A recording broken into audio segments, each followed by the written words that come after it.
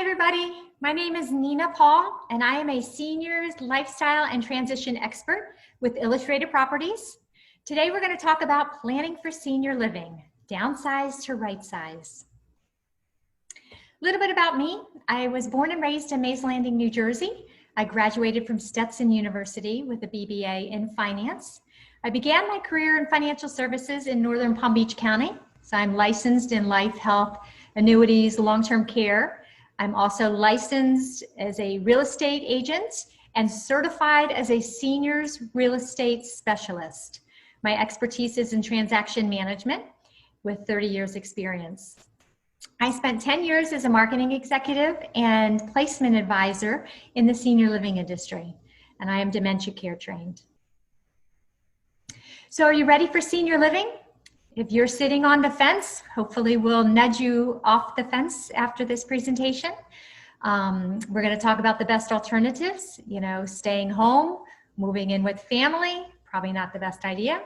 Are you downsizing to a smaller single level home with no services, or are you going to choose a senior living community? Well, have an open mind and get ready for some positive changes. Let's talk about the benefits of supportive senior living. One of the biggest benefits is socialization. You have daily opportunities for socialization. There's also convenient door-to-door transportation, chef-prepared meals without grocery shopping, housekeeping and laundry services, on-site amenities, pool, dining venues, care services in place for future needs, and then most important, peace of mind for family members. So let's plan your move. Are you thinking 1 month, 3 months, 6 months? We want you to start early. We want you to have a written plan. It's really important to get your family members involved if possible. We want you to make sure that you've requested a brochure, you've taken a virtual tour or an in-person tour. We want you to review the floor plans, visualize yourself living in the new space. We want you to work with a move-in team or the senior transition specialist to create a draft of where things will go in your new space. So let's talk about downsizing. Are you planning on moving from a large home to a small size apartment? How do you decide what to keep and what not to keep?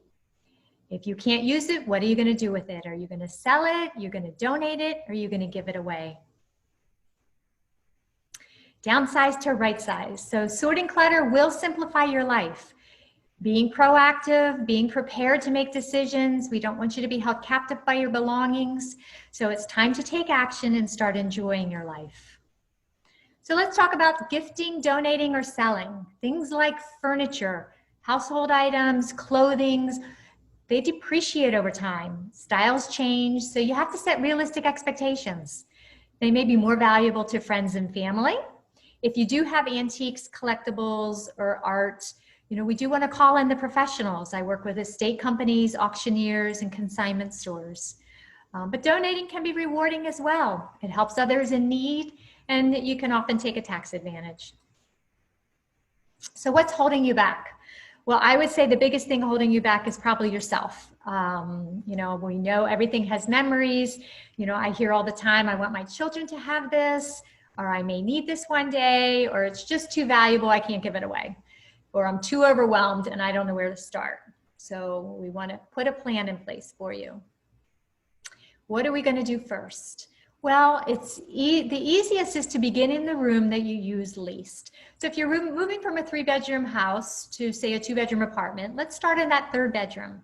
So we want to maybe start in the closet. Start paring down. You set up a sorting station. Maybe the bed is your sorting station. So you're taking everything out of the closet. You're putting it in piles of what you're going to donate, what you're going to give away to your family. You start going through item by item, and you have to make decisions, and you have to stick by those decisions.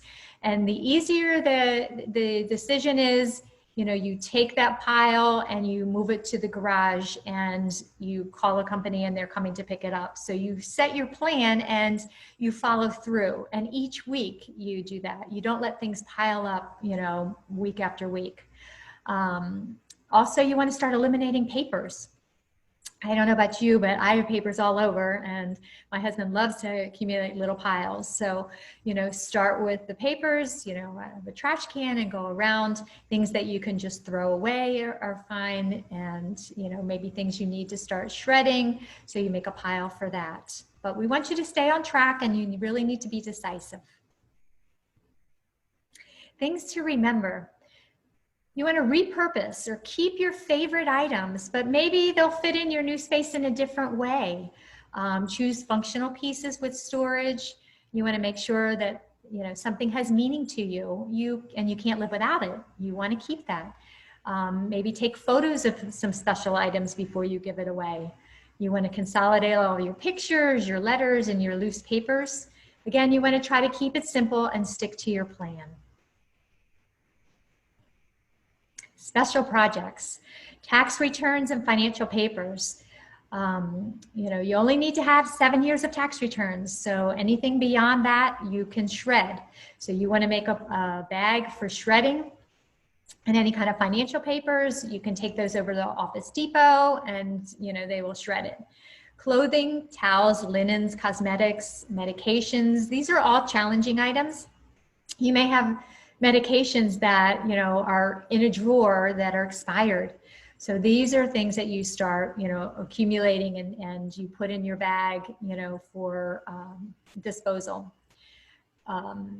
Collectibles, keepsake items, china. I don't know about you, but I have at least 3 sets of china. And lots of kitchen items, maybe duplicate items. So you want to, kind of pare that down.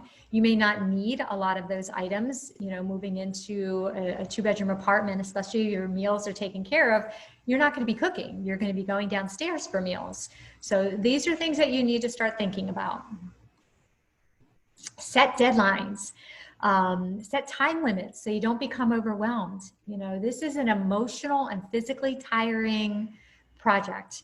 Once you make a decision about something, you want to stick to it. Don't let things pile up. Arrange for pickup or drop off as soon as you can. If family members want items, give them a deadline.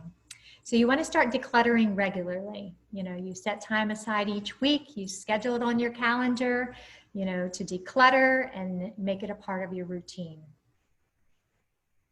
Next step to a new lifestyle. Now that you've decluttered, and started clearing some of the unwanted items, you're ready to move forward.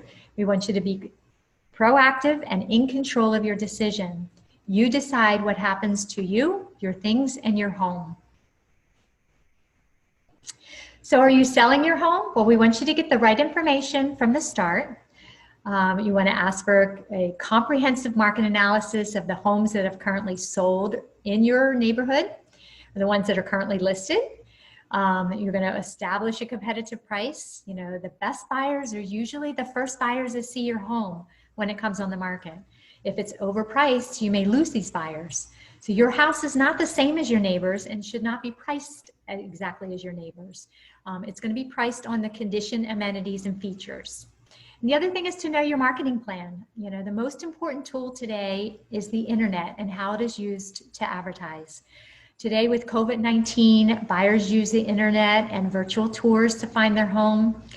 Sometimes they don't even come into the home. We had a closing recently where it was a person from New York who found their home on the internet, closed virtually. We did e-signing and, they closed in March and they just came down in July, to see their home that they purchased.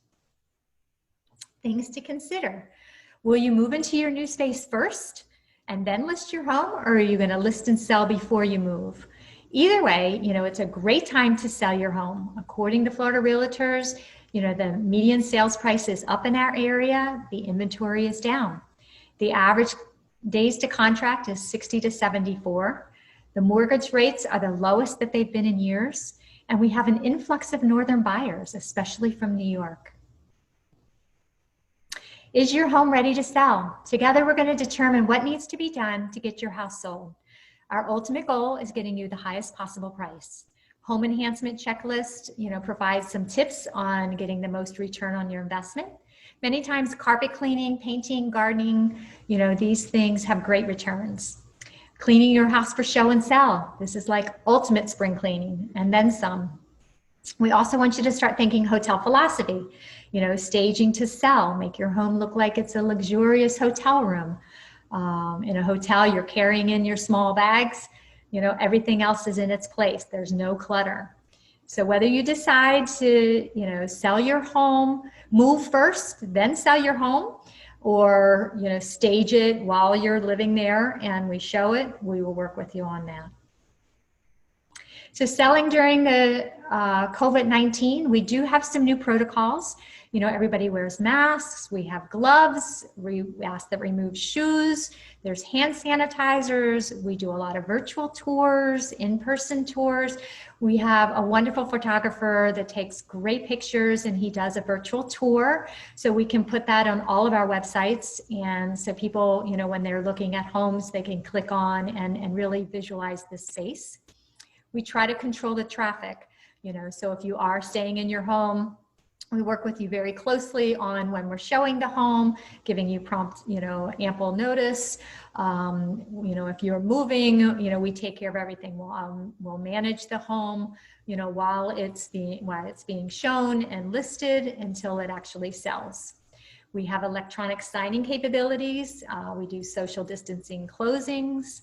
Our market is hot now and it is a great time to sell. So we will work with you, especially during this COVID, to make the process as easy and as seamless as possible. So the time for choice is before any mini crisis develops and you're forced to make a change. When you're forced to make a change, that's when your stress level increases and the decision process is so much more difficult. So our best practices is really planning ahead, getting educated, involving your family if possible, and seeking professional advice. We want you to plan your journey, start today to simplify your life, and be open to positive change. Our goal is really to educate you and your families. If you have any questions regarding downsizing, right-sizing, how and when to start, the current value of your home, whether you should sell your home first, feel free to call me. My number is 561-758-5569. I would be more than happy to meet with you personally or over the phone. We can do a Zoom meeting, we can do FaceTime, whatever you're comfortable with. I'm here as a resource and I'm excited that you're thinking of senior living. I think it's a wonderful opportunity for you. And feel free to reach out and let me know if you have any questions. Thanks so much for your time today and good luck with your journey.